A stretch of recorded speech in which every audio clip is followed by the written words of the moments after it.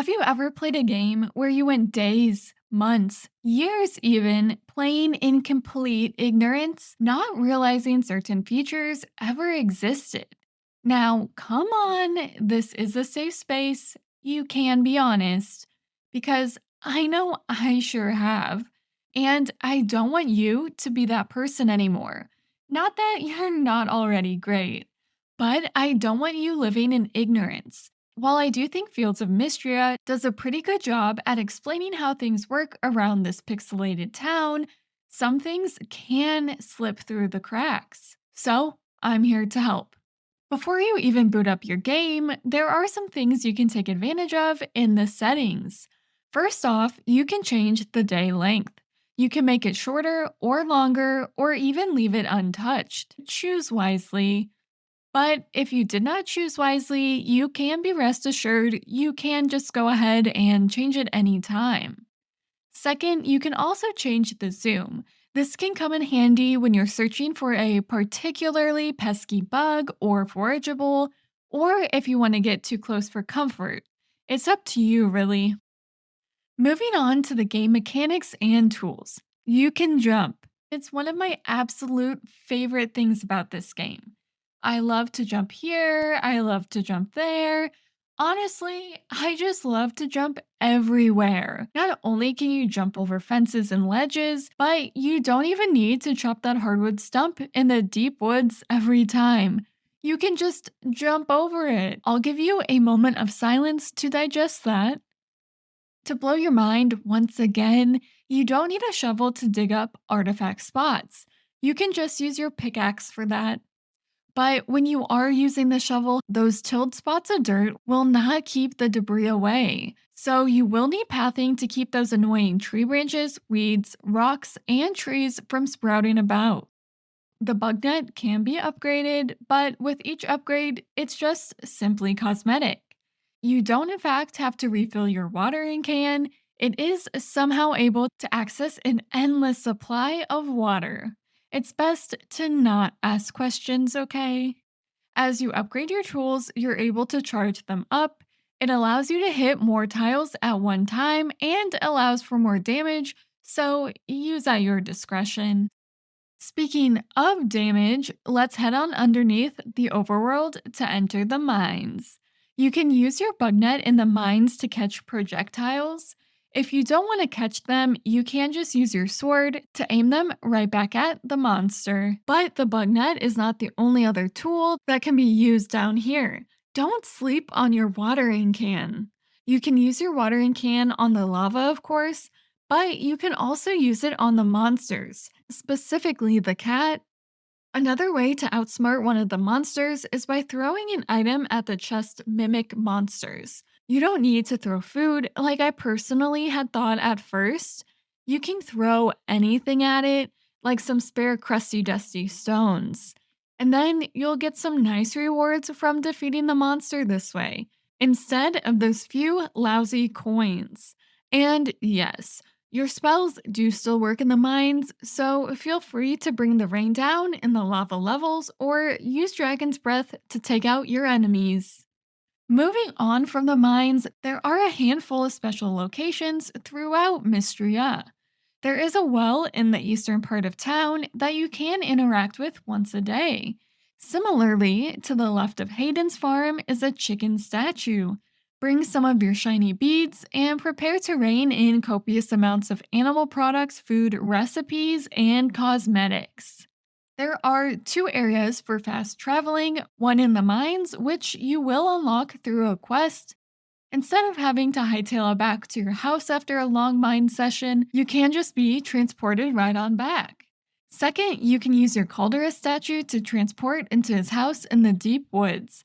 Likewise, you can travel back with the statue in his house. It did take me longer than necessary to realize that it did work that way, but no distance can keep me and Calderus apart, especially now.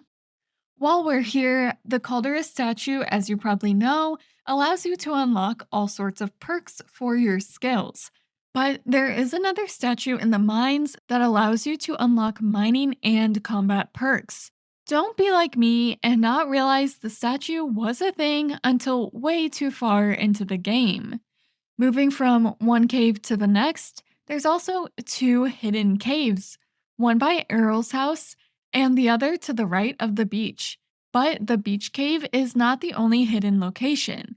If you go all the way to the left by jumping in the water, there will be a little island that will always have one artifact spot for you to dig or pickaxe up.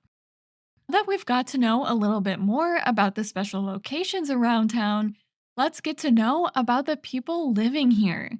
Friendship does not decay in this game. You can go years without talking to someone, but their hearts will never falter, for better or worse. Along with that, hated or disliked gifts do not give any friendship decay.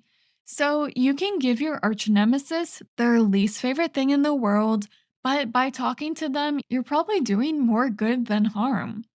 If you pay close attention to what people say at the Saturday market, they'll tell you some gift ideas for other villagers. So you can camp out at Darcy's, listen to what people like, buy said gifts straight from Daisy, and then deal out those gifts while you rake in the friendship. But in a similar way, you could just gossip with Elsie to get the details on liked and loved gifts. You can gossip with her once a day, and so it would take a ton of time to fill out everyone's liked and loved gifts purely through Elsie's gossip. But my hat goes off to you if you have the patience for such a thing, especially when the wiki is just a fingertip away. For some hard events, you will need to progress further in the mines to be able to trigger them. And then one of the greatest things is that when you get up there in hearts with villagers, they will start giving you gifts. Calderus comes in clutch here. Not that we ever doubted him. But he can gift you a singing katydid. Yeah, you heard that right. Calderus is a provider. But when Calderus can't provide, we have to step up to the plate, and one way is through stamina potions. At certain town ranks and levels, you'll be rewarded with these green bottles. You can use them strategically or consume them right away because they do permanently increase your stamina. However, when you're not leveling up, you can get stamina from the beach, the Narrows, the Eastern Road, and the communal cauldron of soup. This is definitely something that means a little bit more in the early game, but it is always nice to top yourself off with some extra stamina here and there. With enough energy to farm now, let's focus on our farmland. Go ahead and harvest any crops you don't want your animals eating because once you let them out, they will have free reign. Unless you fence them in, of course. But after you've harvested those crops, if you throw them in the shipping bin, you will gain town rank points towards the town rank for selling them. So, selling crops is not just good for the bank, but it helps the town out as well. Admittedly, my points on farming were not too many in a farming RPG, but I feel like a lot of the farming related topics do fit in other areas as well. Or at least that is what I'm telling myself. Anyway, staying on the farm, let's take a look at animals. I mentioned earlier to harvest your crops before your animals can get to them, but just know if you plant crops specifically for your animals, because, like I said before, they can eat them. Certain crops cannot be eaten by animals, like tea. Yeah, I learned that one the hard way. If you want to go ahead and punish your animals for either not eating or eating your crops, you can leave them outside overnight, but they will not be happy. If left outside, they will not produce any of their animal products the next day. But you can leave them outside in winter, unlike some other games. Just make sure they aren't outside when it's snowing. If you have an auto petter in any of your barns or coops, make sure to walk inside every day. This applies to sprinklers as well if you place that in a greenhouse. So I guess that's another point for farming. Otherwise, your animals or those plants in your greenhouse will go unpet and unwatered, and that does kind of defeat the whole purpose. Along with raising animals for their byproducts, you can also breed them. However, both tiers and colors make absolutely no difference as to what each animal will produce. Once you've bred a new color, you can go run on over to Hayden's and buy more, which can make breeding even easier since you do have better odds breeding the highest tier available animals together. Don't think your pet has been left out of all the fun. You can change your pet's appearance or name at any time. On top of that, you can also change their profession or what they do during the day, and they will collect materials as long as it's not snowing or raining. And the more hearts you have with your pet, the more resources they will bring back. No day should go without a pet unless you're heartless. In that case, carry on. And now let's move on to some more general things you might have missed. You'll want to ship one of everything since you can receive recipes in the mail by doing so. However, you do not want to ship what you find in the mines right away, since you'll be needing some of those items to advance further in the mines. And some of those forageables can be hard to find, so ship at your own risk. Which can go to show that hoarding can be beneficial in this game, but also you can buy supplies from both Baylor's Cart and the Carpenters, so don't feel like you have to grind all the time. But a good thing about Mistria is that all the trees in town respawn overnight. So you can deforest the town only to wake up the next day to all the trees being brought back to life. It truly can make you feel like it's Groundhog Day. Speaking of trees, the only tree not planted somewhere around the town is an orange tree.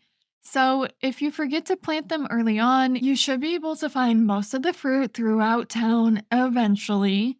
Another plant that can spawn are roses and rose hips at the bushes by the manor, which can be easily overlooked since they don't spawn in spring. Don't forget to check here in summer and winter. If you hover over the items you've collected, it will indicate whether you donated the item to the museum or not, and whether or not it's eligible to be donated in the first place. Any quest you pick up, no matter main storyline, fetch quests, or the cooking quests, do not expire, so you can take however long you'd like to complete them all. No pressure, except for the pressure you put on yourself. And well, that's on you. Similarly, the dialogue at Friday night at the inn will not progress unless you show up. So if you miss a week, or two, or three, in any case, if you miss a week, you will not miss out on any of the action since it will pick right back where you left off the next time you head on over to the inn on a Friday. Artifact spots will respawn at the start of the day and their location is set. But you can keep restarting the day to hit the artifact spot for a chance at a different artifact to show up. Essentially, the spot will remain the same for the day, but the artifact inside can be different with each reset. And while artifact hunting, if your pockets just get too full, no worries. You can leave all the items throughout the town and they will never despawn as long as you're not in the mines. So, I mean, theoretically, you don't even really need chests. If you happen to pass out at 2 a.m., you will wake up with both less energy and at a later time. It's like a double whammy of unfun consequences. Something I learned far too late was that you can save your outfits and easily change between looks. I was just manually changing outfits for essentially like 4 years in this game. Additionally, Fields of Mystria can be modded. If you head on over to Nexus Mods, there are both cosmetic mods and gameplay mods available. The options might not be limitless right now, but I have a feeling once we hit full access, more mods will start popping up. With that, those are all the things I could think of. I tried to steer away from any tips, but more so just little facts and features currently in the game, although a tip or two might have slipped in. Some of them can be interpreted as tips, But if I missed anything, don't be afraid to drop a comment down below. Thank you so much for watching. Stay tuned for similar videos in the future and subscribe if you like. Bye!